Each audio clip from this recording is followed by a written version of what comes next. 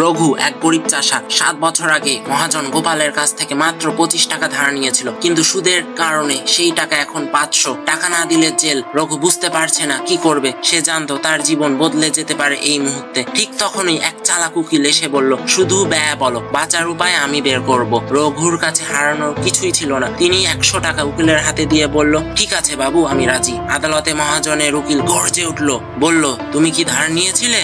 রঘু নির্বিকার মুখে বলল, বিচারক ধমক দিলেন, আর একবার এমন করলে জেলে পাঠাবো। ভয়ে কাঁপতে কাঁপতে রঘু এবার বলল, বিচারক অবাক হয়ে তাকালেন। লোকটা কি সত্যিই পাগল? তাকে কি ঠিকভাবে বিচার করা সম্ভব? তার উকিল তখন বলল, হুজুর, সে তো জন্ম থেকেই পাগল। পাগল কি টাকা ধার নেয়? উকিলের কথা শুনে মহাজনের মুখ শুকিয়ে গেল। তার কপাল খুব খারাপ। বিচারক একটু ভেবে বললেন, মামলা খারিজ। মহাজন চিৎকার করে বলল, তাহলে অন্তত আমার 100 টাকা দে। রঘু হাসি মুখে তাকিয়ে বলল, মহাজন থ মেরে গেল।